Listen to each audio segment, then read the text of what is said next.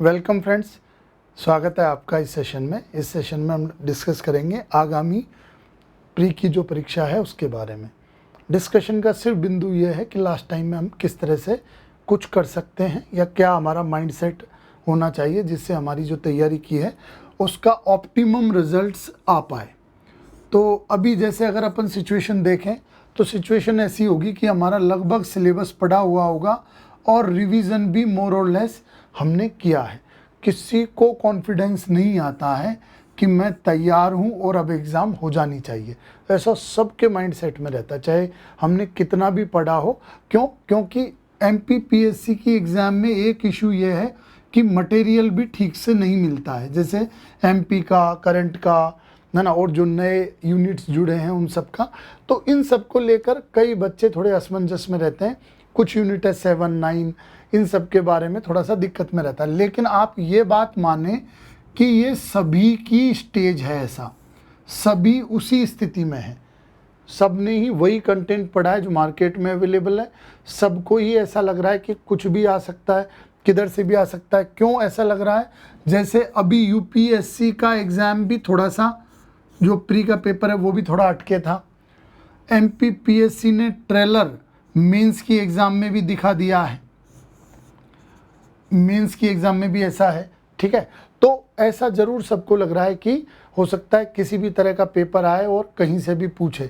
Science में specially, science में हमारे यहाँ यूनिट का वेटेज भी है और साइंस में स्पेशली ऐसे सवाल पिछली बार भी थोड़े बहुत आए थे, इस बार भी आ सकते हैं। तो ये सब स्थिति सभी के साथ है।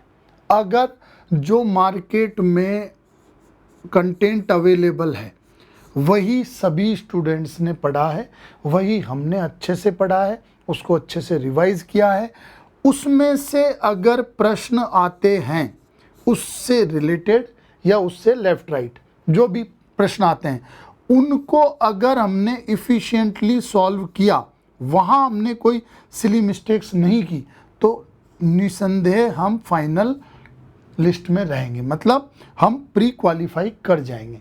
अगर ये प्रोसेस हमने अपनाया, क्यों पढ़ा सबने वही है जो मार्केट में या जो मटेरियल MPPSC के लिए अवेलेबल है वही पढ़ा है।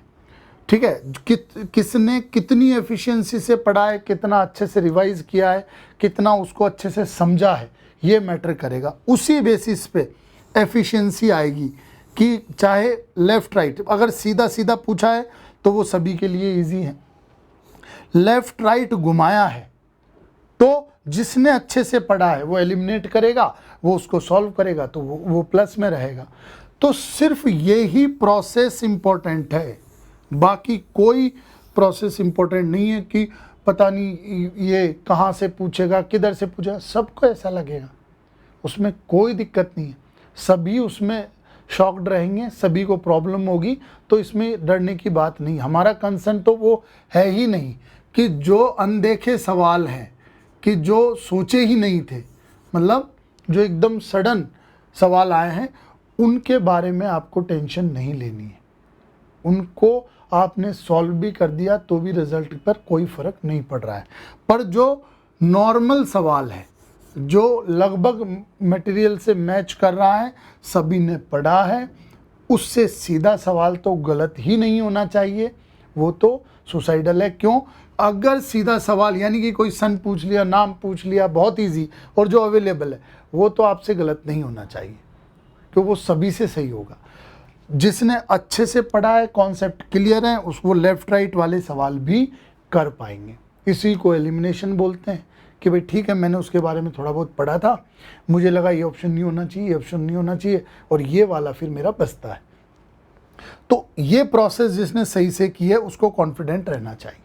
ठीक, तो ये इशू अब नहीं है कि क्या आएगा क्या नहीं आएगा। क्यों? क्योंकि सभी ने वही पढ़ा है और जिसने अच्छे से उसको रिवीजन किया है उसकी रेंज में सवाल रहेंगे। ये तो रहा कंटेंट का बात। अब बात करते हैं, तो ये कंटेंट से सिर्फ हम इतना कहना चाहते हैं कि अब सब पढ़ लिया है, कोई इशू नहीं। ज़्यादा पढ़ने वढ़ने के पीछे अब ज़्यादा, मतलब खुद को मन से, मतलब मन में से भाव आएंगे कि यार मैंने पढ़ा नहीं है, याद नहीं हो रहा है, इस तरह का पढ़ा तो है पर याद नहीं है, अच्छे से नहीं पढ़ा, इस तरह की बहुत सारी चीज़ें आएंगी जो आती हैं। ठीक है, तो उनका कोई मतलब नहीं, वो जानबूझ के अपना कॉन्फिडेंस डाउन करने वाली सिचुएशन है। मतलब खूब पढ़ा है अपन ने, खूब मेहनत की, अपन कॉन्फिडेंट है, पर जानबूझ के अंडर कॉन्फिडेंस हो रहे हैं या हमारा आत्मविश्वास खो रहे हैं। तो आप ऐसा कतई ना करें, ये सब सिचुएशन मैटर नहीं करती है। अब ठीक है, सब ठीक है, सबने सही पढ़ा है, कोई इशू नहीं। अब सेकंड बात देखते हैं कि अब एग्ज़ाम है, एग्ज़ाम के दिन और उससे पहले अपना क्या रहना चाहिए। यार जैसे एक विवाद है रिवीजन वर्सेस रिकॉल, ठीक है, क्या है कि खूब पढ़ो, रात भर जगो, बहुत अच्छे से पढ़े जा रहे हैं, घोटे जा रहे हैं, ठीक है, ये है रिवीजन, जितना कवर कर पाऊँ उतना ठीक है, इस तरह से। और एक है कि ठीक से सो, है ना, अच्छे से माइंड अपनी ऑप्टिमम स्टेट में रहे। क्या, जो हमारा मस्तिष्क है वो अपनी ऑप्टिमम स्टेट में रहे। ऑप्टिमम स्टेट का मतलब है कि अगर कोई थोड़ी सी भी हमको जानकारी उस सवाल के बारे में पता है तो हम उसको क्लिक कर पाएँ, उसको क्रैक कर पाएँ, ये ऑप्टिमम स्टेट है।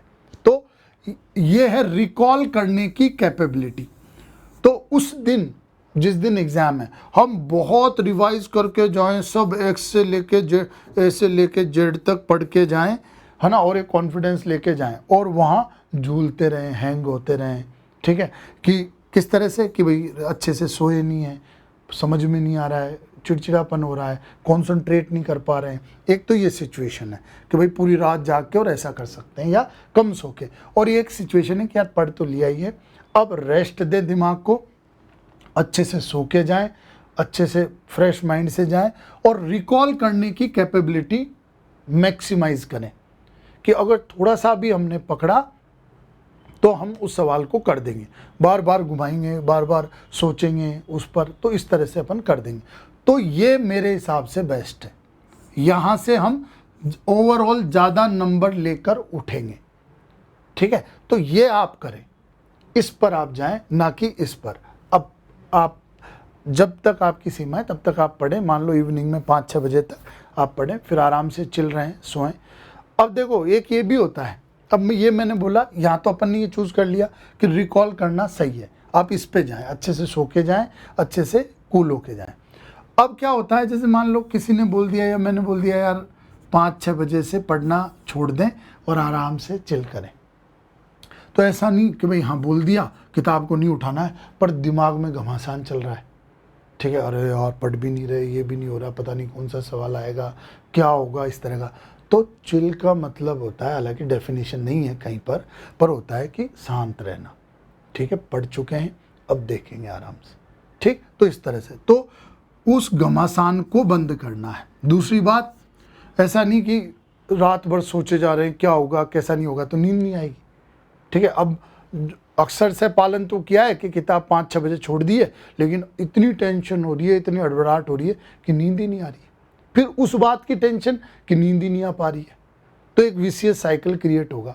आराम से कूल रहे कि भैया हमने बहुत मेहनत कर ली है, खूब अच्छे से कर लिया है, और अब अपन आराम से रिलैक्स होके जाए, सो के जाए। अब ये किस तरह से आएगा दिमाग में, यार ये इंडिविजुअल पर डिपेंड करता है, इसका कोई यूनिवर्सल फार्मूला नहीं है ना, इंडिविजुअल पर डिपेंड करता है। कई लोग तो ऐसा है कि कितना भी पढ़ा हो उनको बढ़िया नींद आती है, बढ़िया सो के जाते हैं, बढ़िया क्रैक करते हैं।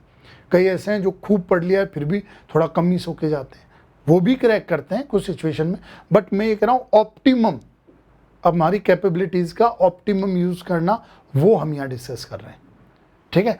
तो आप चिल रहे हैं, शांत रहें कि भाई ठीक है अब जो हो गया, मतलब जो मैंने पढ़ लिया वो बहुत सफिशिएंट है। अब माइंड को ही समझाएं कि अब मैटर ये करता है कि मैं कैसे वहाँ पे एलिमिनेट करता हूँ, कैसे सवाल को, क्वेश्चंस को इंटरप्रेट करता हूँ कि भाई मैं अच्छे से समझूँ और आजू बाजू सोच के उसको क्लिक कर दूँ। तो ये दोनों चीज़ें इंपॉर्टेंट हैं, ठीक है। आप अच्छे से सोएं और माइंड में रेस्ट करके आप जाएं, ठीक। ये एक दिन पहले और उसके मतलब ये अपना एक दिन पहले की सिचुएशन होगी कि नाइट में अपन किस तरह से और आराम से सुबह उठ के अपन ठीक से जाएं। अब ड्यूरिंग द पेपर में देखो सबका अलग अलग है, ठीक है। लेकिन क्या होता है, जैसे मान लो ये सवाल हैं, ठीक है।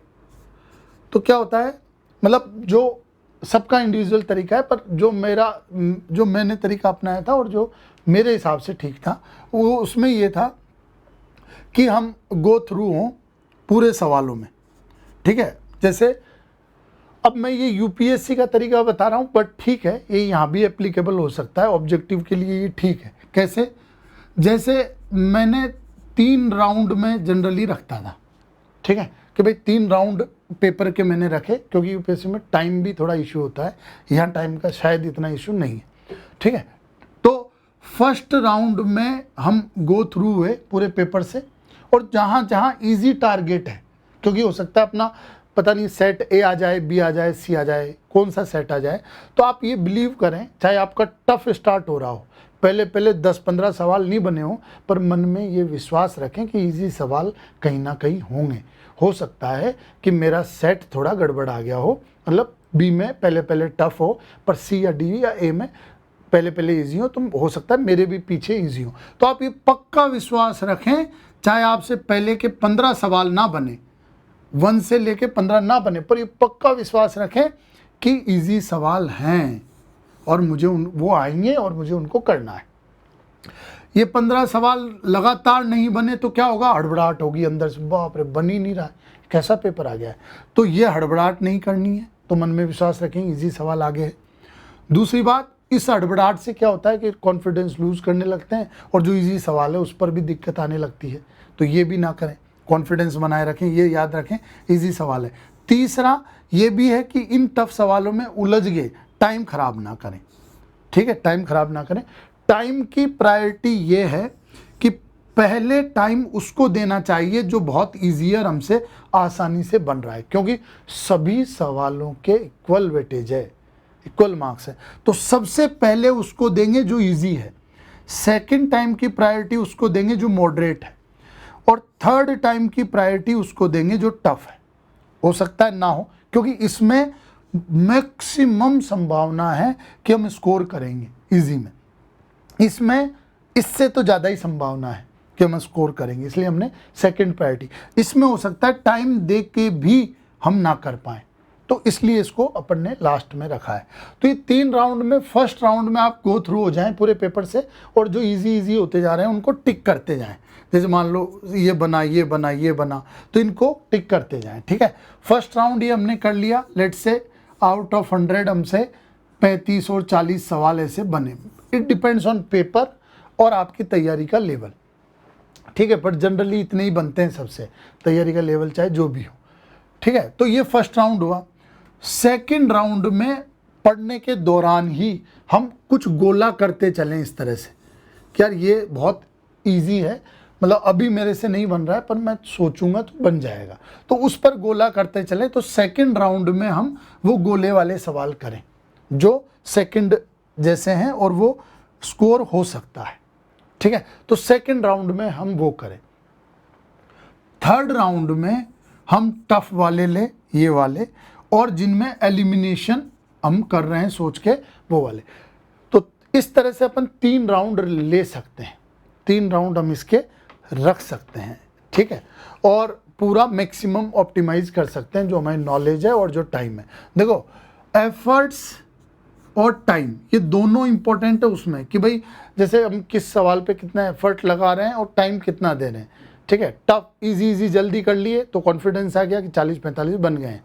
सेकेंड राउंड में फिर 20-25 कर लिए या 10-15 कर लिए, वट एवर इट इज़, है ना, वो पेपर पे डिपेंड करेगा, तो वो कर लिए, फिर एक कॉन्फिडेंस आ गया, ठीक है। सेकेंड राउंड में अपन लगभग भर लें जो भी हैं, मतलब मान लो 60-65 सवाल जितने भी बने अपन से, वो अपन भर लें।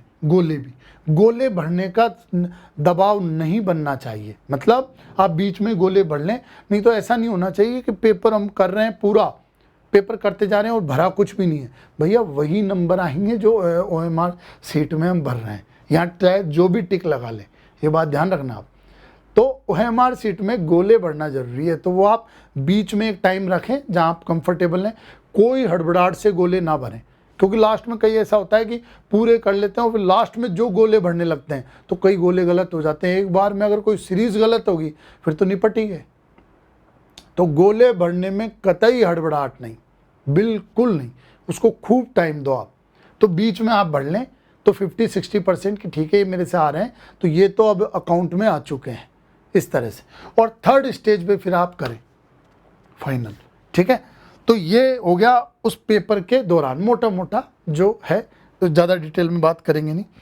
एक लास्ट बात मैं इसमें ये करना चाहता हूँ कि कई बार किसी सवाल पे हम थोड़ा सा स्टक हो जाते हैं, रुक जाते हैं, फंस जाते हैं, ठीक है। तो ज़्यादातर ये देखा गया है कि उस सवाल पे अगर हम उसी समय ज़्यादा टाइम दे रहे हैं तो हम एक ही डायरेक्शन में सोचेंगे, दूसरी डायरेक्शन नहीं आ पाती है। तो आप क्या करो, उस सवाल को उस समय फॉर टाइम बीइंग आप छोड़ दो और दूसरे सवालों पे आओ, ठीक है। फिर थोड़ा सा टाइम हो गया, कई डायमेंशन पे सोचा, उसके बाद जाओ उस पर। तो हो सकता है कि नया थॉट आए, ठीक है, नया विचार आए, नया थॉट आए, तो उस नए विचार से वो सवाल नए एंगल से अपन सोचें तो वो सवाल इजीली हो जाए। तो आप नया ये वाली ट्रिक भी, थोड़ा सा ट्रिक क्या है, ये थोड़ा अभ्यास है कि भाई उस एक ही पॉइंट ऑफ व्यू से सोचते जा रहे थे, वहीं एक चीज़ बार बार रिकॉल हो रही थी, नहीं सोच पा रहे थे अलग डायमेंशन में, दोबारा आए तो दोबारा एक अलग डायमेंशन आई और उससे सवाल सही डायरेक्शन में सोच लिया। तो ये आप यहाँ पर कर लें, ठीक है। इस तरह से हम कुछ चीज़ों को ऑप्टिमाइज कर सकते हैं।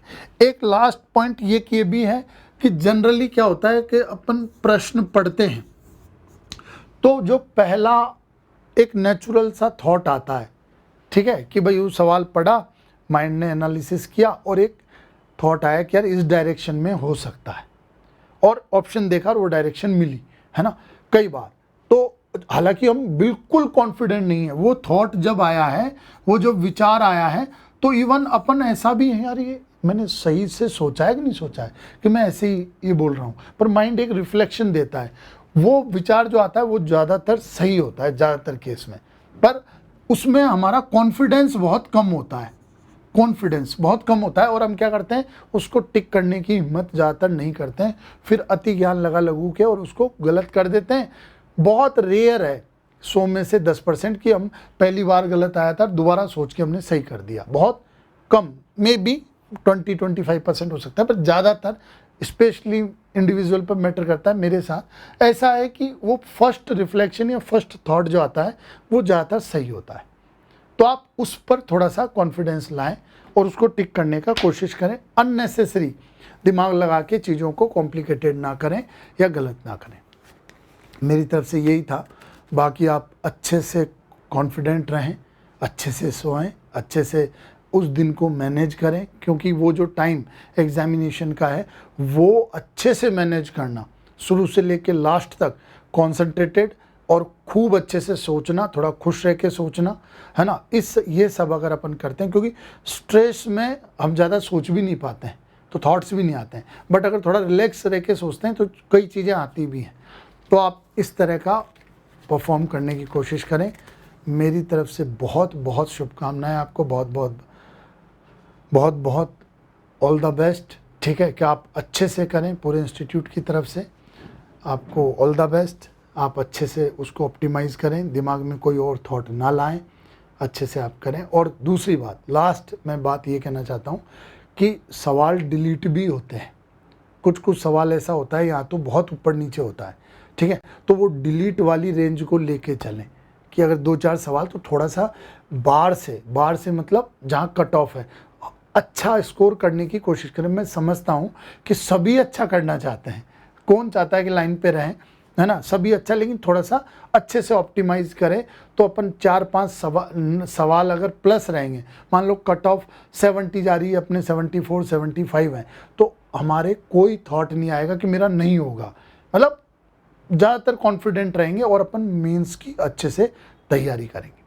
तो ये बहुत क्रूशियल टाइम है प्री का, आप इसमें अच्छे से कॉन्सेंट्रेट होकर मेहनत करें, ठीक है। और कोई भी इशू हो किसी भी तरह का तो आप मेरे नंबर पर कॉल कर सकते हैं, मैसेज कर सकते हैं। लास्ट में ऑल द बेस्ट, आप अच्छा करें। Thank you very much.